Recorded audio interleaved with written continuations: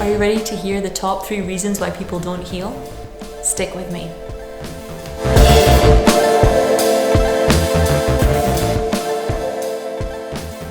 Hi everyone, I'm Skye Kamesis. I'm one of the directors at PandoraStar, and this little video is about why people don't heal. So this is a question that I get a lot, and the answer is always the same 3 things. So we're going to take a few minutes and just go through them step by step, and hopefully this will let you get a lot more clarity around what it is that you're doing that's keeping you stuck in the same pattern.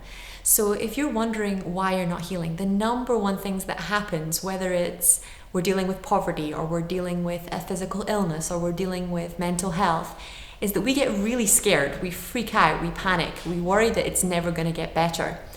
And then this fear that we're never going to get better makes us switch from different practice to different practice to different practice. We have no consistency. We might try a vitamin for a week, we might try yoga for a week, we might try meditation for another week, and then we're like, we've tried everything and nothing's worked. And without consistency, it doesn't give your body and your mind the time to catch up with what it is that you're trying to accomplish. So the first thing to change is that I need to commit to whatever path that I'm taking. There's more than one way to get healthy. There isn't only one way. There are many ways to get healthy. But the trick is regular, consistent action. So give yourself at least a month. Normally when I'm working with clients, I recommend 3 months of doing the same thing, the same practice every day to get the best longer term permanent results. Sometimes it can take 6 months to a year if you're looking at a long-term illness or a long-term mental health problem. If you've had it for years and years, sometimes it can take about 6 months. But consistency is key, and it's one of the biggest reasons why we don't heal. It's not that you're doing the wrong thing, it's that you're not doing one thing consistently enough because of the panic inside yourself. The second reason why people don't heal is because they don't realize that everything that's unhealed in us also comes from unhealthy habits. And unhealthy habits require healthy habits to replace them. So if you're moving into health, it's not just about deciding to eat healthier, it's then about getting organized and making sure that you have the right shopping list when you go to the supermarket. It's about making sure that you know the restaurants in town where you can eat when you're out with your friends. It's about making sure that you do have, healthy snacks inside your bag. If it's around mental health, it's about making sure that you are meditating for half an hour a day. So you literally need to sit down, get out a piece of paper and a pen and write down, what new habits do I need to cultivate and practice consistently in order to support the healing that I'm looking for. And last but not least, a lot of people say that they're not healing, they don't understand growth. So our subconscious mind needs to grow. Anthony Robbins is always saying, if you're not growing, it's because you're dying. And we really need to grow. And often in life, particularly in adult life, days can become very, very similar. One day after the other. And we don't get any growth. There's no variety, there's no change. We're just doing the same thing over and over and over again. And then suddenly when we're not well, we suddenly have to grow. We have to learn new things. We have to try new strategies.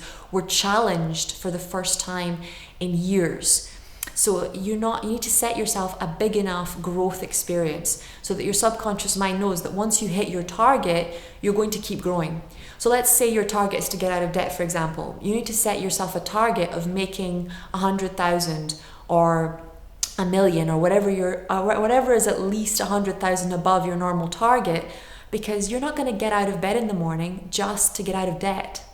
And it's the same thing with being sick. Your target can't be just to get healthy.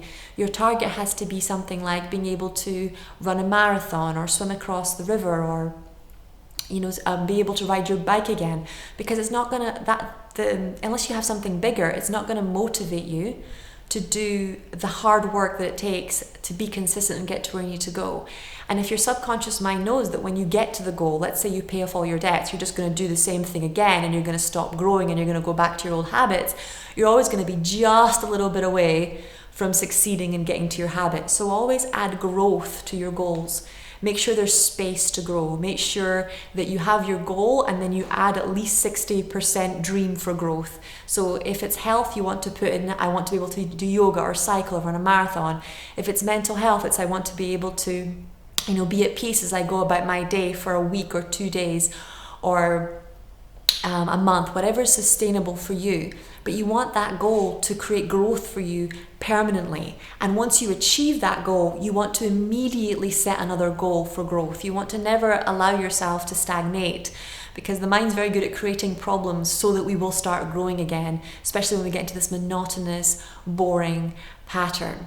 So if you would like to see how you can break these patterns and get yourself to another healing state, and how these 3 steps that I've just clarified with you relate to Pandora Star, just click the video above, and I'll see you at the next video.